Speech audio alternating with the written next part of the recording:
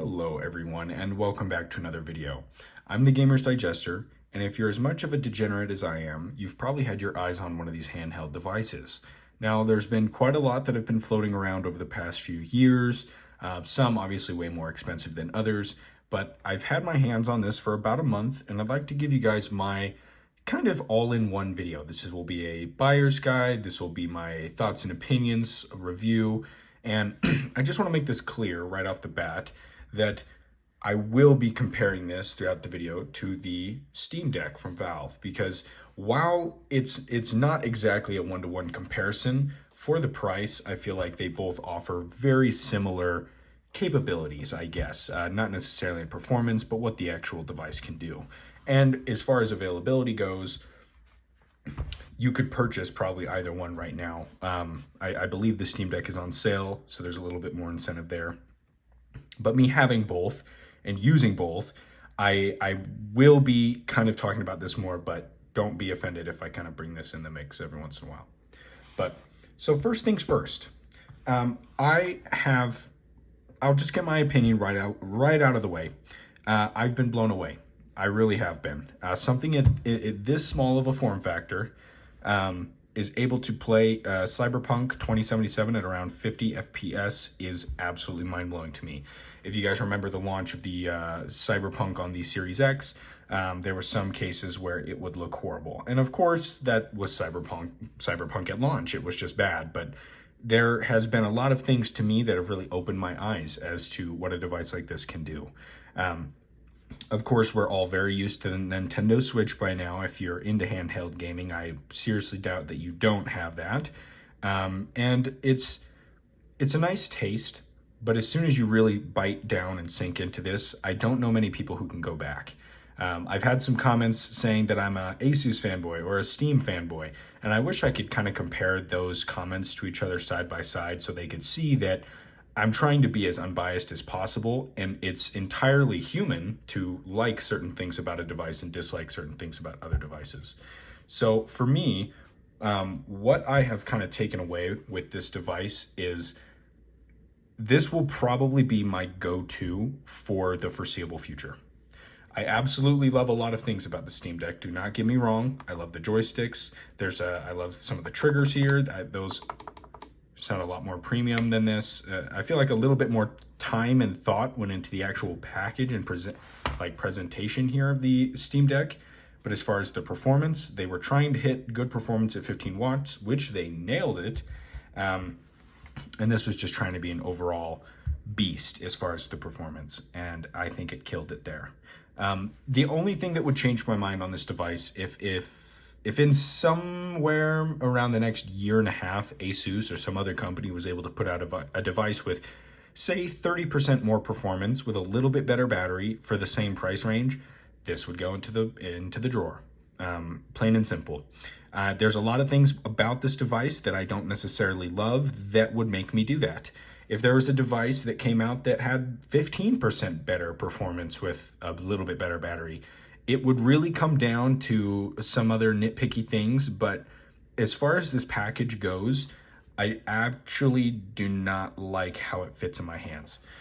This might sound really weird, but most of the time when I'm gaming, I kind of have to put my pinky kind of back here to balance it out while I'm holding it. If I'm holding it at this angle, if this makes any sense to you guys, if I'm holding it like this, it just kind of wants to slide down. And at that point, if it's slid down, I know this is really hard to show you guys on the camera. If it slides down, I can't reach anything. My hands are too big. Like my fingers are all the way up top, up here. So I kind of have to hold it. And at that point, it's almost like you want to hold it like a phone, you know? Like when you hold my phone's recording. When you're holding your phone, I hold it up with my pinky to kind of take some of the weight off so it doesn't just want to slide down. It's the same case with this. That is probably one of my least favorite things I've came to experience with this. If we set that aside really quickly, absolutely no problem with this. The way that the grips are set up, and oh my gosh, every time I look at the Steam Deck, I'm sorry guys, every time I look at this thing, I'm just blown away, not only by the amount of cool accessories. I've got modded back buttons here. I'll show you guys the back plate too. And this is really another thing that it's not necessarily the fault of the Ally. It's more just the support right now, but you could very easily in the future maybe see something like this with button mods for the Asus ROG Ally. Now, if that's a year or two out, I have no idea, but for right now, I just can't bring myself to sell this thing. It has been just such a cool thing to have in my house. If you guys, it's not necessarily like a collector's thing, you know what I mean? It's more of just like, I'll pop it open every once in a while since getting the Ally, but it's not, there's no way, I'm not taking this with me anywhere. It's so much bigger, it's so much heavier, but as far as what you're holding on to, I feel like this is such a piece of history, if you will. A lot of people like to hold on to their Game Boys, DS's, NES's and stuff and pull them out for their kids. I think that's what this is going to be for me. I really do. I think that what Valve did with the Steam Deck was something revolutionary, and I don't ever plan on selling that device. This, however, I don't have that same kind of feelings for. I don't care for the shape. I don't care for some of the positioning of the buttons. I think the buttons here are good, but like the actual material they're made of, all of that's great. I just wish it was reversed. I wish that the buttons were down here and that the joystick was up there, just like how the Steam Deck has it. Because when you're holding it like this, right? I'm holding this normal. Do you guys see how far my thumb goes onto the screen? And I have to actually bend that thing all the way in or change my hand entirely and hold it open. It just doesn't seem like the actual form factor for how you're going to hold the device mattered to Asus at all. Everything looks really good. I mean, it's a fantastic piece of art, but as far as holding it, the buttons don't ever line up with my fingers. I do not use these for gaming. I use them as my Windows, like my way to get around Windows, and I suggest you do the same thing. It's much easier that way to have a way to just pull up commands. But yeah, now that I've kind of talked about the physical part of it, performance. The performance, I led off very passionately with that. I think it is leaps and bounds ahead of where I thought we were as far as handhelds go. When this was announced, that was one of the biggest things that caught my eye was the 120 hertz refresh rate screen. Not only does that just mean things are going to look smoother, the FreeSync enabled on the display just means that even if you're at 45 frames, it's the best looking 45 frames that you've ever seen. I said that in one of my Cyberpunk videos I did. You're playing, and if you turn off all the monitors, if you turn off all of the real-time monitors so you're not seeing anything, and you're just playing the game and feeling it, you can't really distinguish, you can't tell what the frame rate is. And there you go. See, I was holding it like that again. It's really hard to hold this device. I want you guys to understand that. And I know that some people with smaller hands will probably think I'm crazy. For reference, I'm around 6'1", 6'2", 200-something pounds there. Bigger guy, bigger hands, and I am not fond of it. The temperature, I think I should bring up here. I have set the fan curves. I've messed around with different games, and for some reason, changing the fan curves for me only increases the performance by just marginally. You could have the game at 90 degrees and you have the fans cranked all the way and you'll probably see like 2 to 3 degrees better.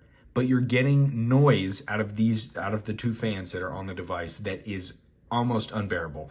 Now, in my other video, there was a lot of people who cared and didn't care. There is no right answer to fan noise. If you're coming off of a gaming laptop, it of course will still be better than the gaming laptop. And if you have one, you know exactly what I'm talking about. But if you're coming at this from having a Nintendo Switch, which is virtually silent, props to Nintendo for figuring out how to do that. Yes, this is an ear sore and it is very bad. At 100% fan volume. Let me clarify for all the keyboard warriors, at 100% fan volume for both fans, or volume, speed, it is incredibly loud and obnoxious.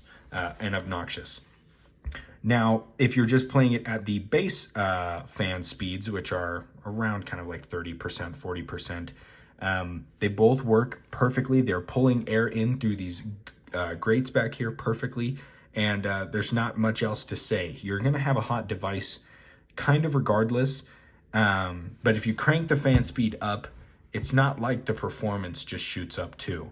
I saw barely, if any, performance benefits to this. I can kind of confidently say that when they made this device, they were expecting a warm device with how thin it is, with how the placement of your hands. It obviously seems like they took into consideration that this device will be warm. That's why they added 2 fans and not just one, like the Steam Deck here. But again, an absolutely iconic machine. I do not want to come across as a Steam fanboy or a Valve fanboy.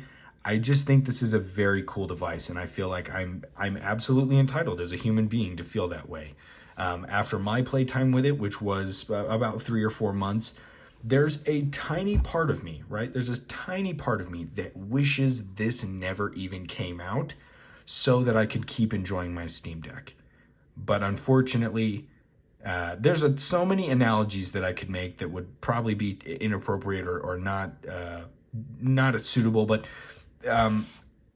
I wish I could just go back. This is like the old ex that comes back that you can't really get away from, you know? And I know you could kind of look at that weirdly, but I wish that this never showed up, because for what the Steam Deck is, for the price that it's at, for the modding, for the accessories, for just everything, I seriously wish that there wasn't a competitor, because they didn't do that good of a job, if I'm being completely honest. The device is incredible, but as far as the future, this will not outlast the Steam Deck. And the Steam Deck support already has been incredible. This will it's a stepping stone. If you're familiar with my channel, I've used that term quite a bit. It is a stepping stone into the more advanced devices. There's a lot of things with this that I really hope get carried over into future iterations, whether they're Asus or Steam or whoever. 120 hertz has to stay. FreeSync has to stay. That's been incredible. This type of display, I'm not entirely sure what it is. It's not OLED, but you would fool me into thinking it was. It is got incredible deep darks, nice, vibrant, rich colors. And the only drawback is it's a little bit dim when you're having like light exposed. I think that's very visible, that you guys can tell right now. This is max brightness, and it's not really popping out, is it? And definitely depending on your view angle. One thing you will notice though, the only thing that changes is the brightness in certain areas. If I were to turn the Steam Deck on right now, load into a game and have it be black, if I turned it like this, it is the most disgusting thing you've ever seen. I am not kidding. It makes everything, like the viewing angle on the Steam Deck is atrocious. The backbleed is atrocious. I would throw that screen away in a heartbeat and replace it with this if I can. I'd love to see if anything like that ever does happen, because this is just a better display, hands down. Are you getting the full use of the 120 hertz is definitely user case. It's up to you and the games that you're playing. What you're willing to sacrifice as far as fidelity wise. Certain games like Modern Warfare, 100 frames in that game is nothing to laugh at. Again, mixed with the FreeSync, you cannot tell. If you were to turn the frame rate counter off, telling you what it is, you would not be able to tell. And I think that is an incredible feature that this device has. I think one of the last things that I'd like to touch on here, because I know that people are going to talk about it, is the price. The $700 for this device, being the Z1 Extreme, I think the performance is perfect. I don't know yet how I'd feel about the Asus ROG Ally, the non-extreme version. It'll be $100 less. I don't know if I'd like to see that. As far as I don't feel like that $100 trade-off, just in my mind right now, where we're at with the performance and price on the Asus Ally right now, I feel like is a very nice ratio. We'll have to see the percentages of performance that you lose when you're taking $100 off. But guys, you could spend $100 in accessories for this in a millisecond, and those accessories won't get you the kind of performance that you would see normally. There's not much mods that you can do to this other than add fans and thermal pads to the back to give you just a little bit more juice. You can't necessarily add more power to this easily, right? Other than just with this, you could just throw more money at it and get the Z1 Extreme, and I feel like that's a better purchase. If there's anything that you feel like I left out, I know that this could be a 20-minute long video, and I'm trying to keep it a little bit shorter, but here's the consensus here, at least from you guys, from me. This is kind of where I feel like we're at. I feel like the majority of people, including myself, have absolutely enjoyed their device. There is a few amount of people who have had issues, had to return their device. They've returned it because they wanted to, because they didn't feel like it suited them, which every single one of those already is incredibly valid. I support you all the way in doing that, and I'm not saying that you're not looking into this enough or intelligent enough. I want to make that clear. But then there are people who just clearly have a bias towards some other handheld, this isn't console wars, right? These are on the same team. This isn't Sony and Microsoft with exclusives, right? There are no exclusive games for these. The exclusivity is down to anti-cheat, and this has it, this doesn't. That's it. They're not making games for the Asus. They're making them for everything that's Windows compatible, essentially. And Linux kind of just happens to get the short end of the straw there with a little bit more boost to background stuff. It's much more lightweight in the background processes and stuff. But all in all, both incredible devices. This is not a comparison video on any means, by any means. That it will be its own entire video. This was just my initial first 1 month thoughts with this device, and if I suggest it or not. If you've got the money, if you don't have a Steam Deck, go for it. I don't think you'll regret a single thing, and you'll have a fantastic time if you get one that doesn't have any defects. There are, as it tends to be with a lot of things, if you've kept your ear to the ground, most people who leave reviews don't do it when they're enjoying the device because they're too busy playing the device to think to leave a review. Most people, if they're coming into issues and reaching out to support, it's not that far away from leaving a negative review. That just kind of tends to be how things go. So keep that in mind, that if there is a large portion of negative reviews compared to positive at an initial release of a device or a video game, take that with a grain of salt. People who are passionate, negatively passionate, if might I add, are much more inclined to go the extra mile to let you know that and let the devs know. But with all that being said, I've been the Gamer's Digester. If you liked today's video and you kind of enjoyed my cadence, my pace, the way I talk, I'd appreciate if you guys subscribed and stuck around. This is kind of what I do. And I will be gone for about a week, going on a trip to Oregon, and I'll see you guys when I get back. But peace out and love.